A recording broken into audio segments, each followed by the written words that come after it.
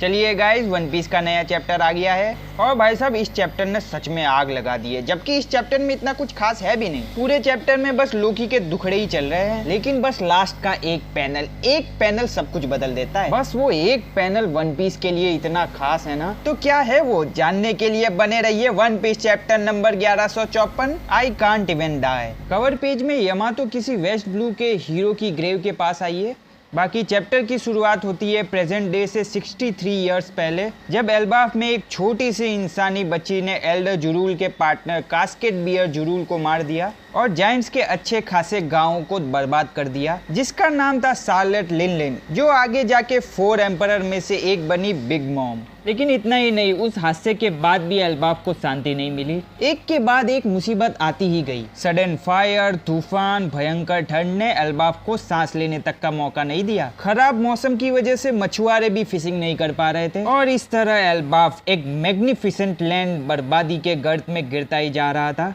दूसरी तरफ हम देखते हैं लोकी ने अभी तक हार नहीं मानी और वापस कैसल तक पहुंच गया है। अपनी माँ से मिलने को काफी बेकरार है, लेकिन इस बीच का रंडी रोना अभी तक खत्म ही नहीं हो रहा है। एल्बाफ की अभी की हालत का पूरा ब्लेम लोकी पे डाल देती है। देखा, मैंने कहा था ना, ये सब उस बच्चे का किया धरा है। ये लैंड अब कर्स्ड हो गया है क्योंकि तुम लोग उस बच्चे को मारने में नाकामयाब रहे। वहाँ पे खड़ा एक गार्ड बोलता है, नहीं नहीं मैडम, ये तो बस एक इत्तेफाक है। फिर हम देखते हैं लोकी अब भी अपनी माँ के पास आने की कोशिश कर रहा है, लेकिन ये बिच गार्ड से लोकी को अपनी नजरों से कहीं दूर ले जाने को कहती है और लोकी की आंखें तक निकलवाने को बोलती है ताकि नेशन पे लगा श्राप खत्म हो जाए। दूसरी तरफ एल्बाफ की हालत और बिगड़ती जा रही है। बच्चे भूख से रो रहे हैं, अकाल पड़ गया है एल्बाफ में। इसलिए कुछ लोग सोचते हैं चलो ह्यूमन बस्ती पर अटैक करके वहाँ का सारा रिसोर्स चुरा लेते हैं। लेकिन भाई ऐसा करना तो एल्बाफ के लिए काफी शेमफुल होगा। हाँ बिल्कुल होगा, लेकिन अब और कोई चारा भी तो नहीं बचा। इसके अलावा कुछ जायंट दूसरे एल्बाफ के विलेज पर ही अटैक कर देते हैं वहाँ का रिसोर्स लूटने के लिए और इस तरह एल्बाफ के लोग आपस में ही लड़ने लग जाते हैं।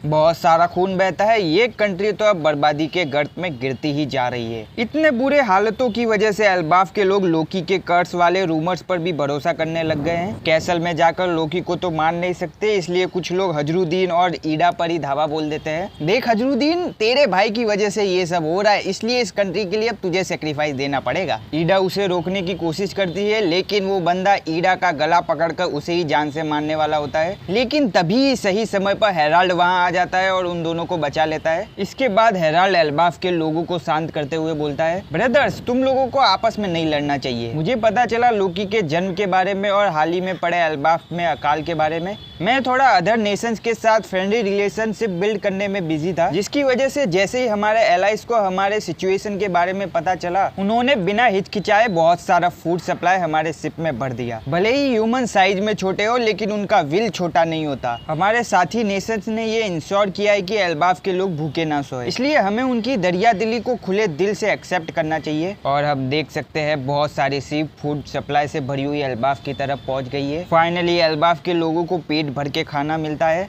और एल्बाफ के लोग भी ह्यूमंस के इस फेवर को हमेशा याद रखने वाले हैं। इसके बाद सीन शिफ्ट होता है कासल में। हेराल्ड कासल में पहुंच गया है। वहां उसे पता चलता है क्वीन एस्टेरिद बीमारी की वजह से निपट ली। किसी को फर्क नहीं पड़ता इसके जाने से, मरे पैंचोद। लेकिन हेराल्ड को फर्क पड़ता है, उसकी बीवी जो थी। लेकिन भाई उस बिच ने अपनी आखिरी सांस तक लोकी को कष्ट किया है और लोकी के बारे में इतना उल्टा सीधा बोला है, जिसकी वजह से एल्बाफ के लोगों को भी विश्वास हो गया कि लोकी कष्ट है। खैर हेराल्ड को शायद इसके बारे में नहीं पता। हेराल्ड अपने बेटे लोकी को अपने हाथों में उठाता है। लोकी की आंखों को ढक दिया गया है। हेराल्ड को लोकी के आंखों की कंडीशन के बारे में पता चलता है, जिसकी वजह से उसे लोकी पे बहुत दया आती है। उसे लोकी के लिए बहुत बुरा लगता है और लोकी की तरफ देख के बोलता है, ये तो स्माइल भी नहीं कर रहा है, ये तो होना ही था, इसने अपनी माँ जो खो दी है। भाई पक्का ये वजह तो नहीं है। वो क्या है गाइस, लोकी ने कुछ ही महीनों में लव पर गिव अप कर दिया। लोकी को अब प्यार पर से भरोसा ही उठ गया है। ऐसी कोई चीज होती ही नहीं है लोकी के लिए। ये तो होना ही था। उसकी माँ ने उसके साथ जो किया है ना, कोई नहीं सह पाता। इसके बाद हेराल्ड एल्बाफ की सिचुएशन को सुधारने में लग जाता है। हेराल्ड की डिप्लोमेसी फाइनली काम आ रही है। एल्बाफ की हालत सुधर रही है। हेराल्ड अदर नेशन से ट्रेड करना चालू करता है ताकि एल्बाफ का विकास किया जा सके, जिसकी वजह से हेराल्ड काफी बिजी रहता था, लोकी पर ध्यान नहीं दे पा रहा था। इसलिए हेराल्ड ने लोकी की जिम्मेदारी एस्टेरिद के बड़े भाई को सौंप दी।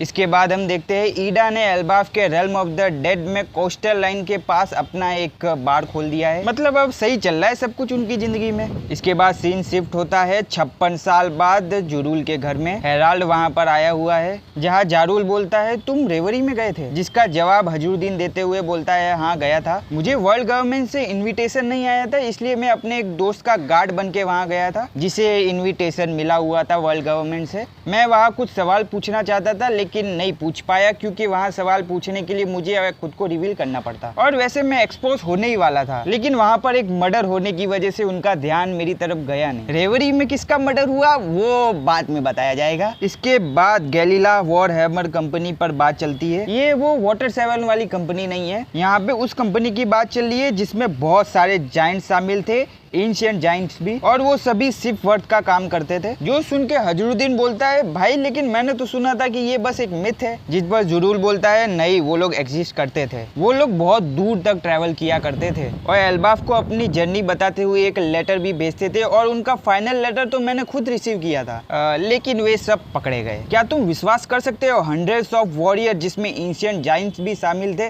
सब कैद कर लिए गए। क्या लगता है तुम्हें ये काम वर्ल्ड गवर्नमेंट का किया हो सकता है? हेराल्ड बोलता है, जिस पर जरूर बोलता है इसमें कोई दो राय है ही नहीं। उन लोगों ने पक्का किसी स्ट्रॉन्ग एनिमीज को फेस किया होगा, लेकिन आखिर में सब समंदर की गहराई में डूब गए हिस्ट्री के एक सर्टेन पॉइंट पर। इसलिए मुझे लगता है पक्का कोई ना कोई रीजन है जिसकी वजह से तेरे आइडियाज काम नहीं कर रहे, जिसका तेरे से कोई लेना देना भी नहीं। खैर ये सब बस एक रूमर सी है।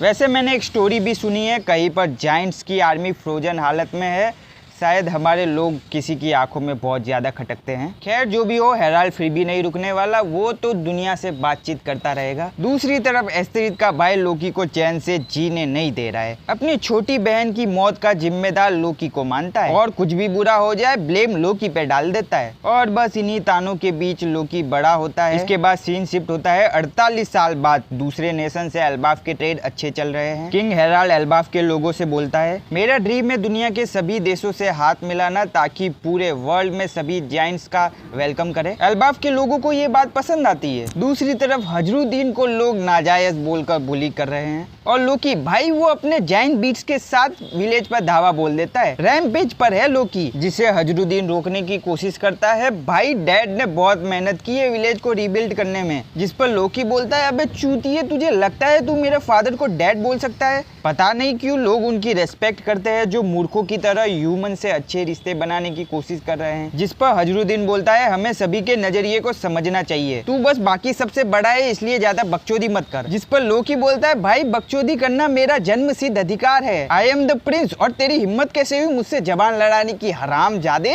लोकी अपने हथियार से हजरुद्दीन को मार कर बोलता है। किड जड़ हजरुद्दीन को बचाने जाती है, जिसके पीछे पीछे बाकी बच्चे भी जाते हैं, और हजरुद्दीन के पास दोस्त है उसकी चिंता करने वाले। ये बात लोकी को पसंद नहीं आती, इसलिए लोकी उनका मजाक उड़ाते हुए बोलता है भाई यू आर सो पैथेटिक, तुम सब बस कमजोरों का एक झुंड हो। और हजरुद्दीन ऐसा इसलिए क्योंकि तेरी माँ में गंदा खून है। जिस पर कुछ गार्ड्स लोकी को रोकते हुए बोलते हैं यंग मास्टर आप कुछ ज्यादा ही आगे जा रहे हो, जो भी हो वो है तो किंग का ही बेटा, वो भी प्रिंस है, उसे प्रिंस मत बोलो, लोकी चिल्लाकर बोलता है। और बस यही सब बकचोदिया कर रहा है Loki. Loki spread the pain and destruction पूरे एल्बाफ में, लेकिन वो अपने खाली दिल के लिए कुछ भी नहीं कर पा रहा था। लोग उससे डरते थे, उससे हेट करते थे, और ये लोकी को सहन नहीं होता, इसलिए लोकी खुद को मारने की भी कोशिश करता है, but I can't even die. इसके बाद लोकी से कहीं दूर कोई एक पूरा पहाड़ ही काट देता है। क्या यार इस आइलैंड की दिक्कत क्या है, वेलकम करने वाले लोग कहाँ हैं? वाइल्ड बीस्ट भी किसी पे गुर्रा रहे हैं, और फिर कुछ लोग लोकी के पास आते हैं और बोलते हैं फाइनली कोई तो मिला, देख के तो जाइंट ही लग रहा है, तब तो पक्का ये एल्बाफ ही है। उन लोगों में से एक सिकी द गोल्डन लायन है, वो लोकी को देख के बोलता है साला इसका फेस तो डेविल जैसा है। दूसरा बंदा है व्हाइट बियर्ड, जो बोलता है ये बच्चा जाइंट है लेकिन ये कुछ ज्यादा ही बड़ा नहीं है, और बच्चे रो क्यों रहा है? इसके बाद सभी लोग एक ही पैनल में दिखाए जाते, एक साथ पूरे 4 लोग हैं।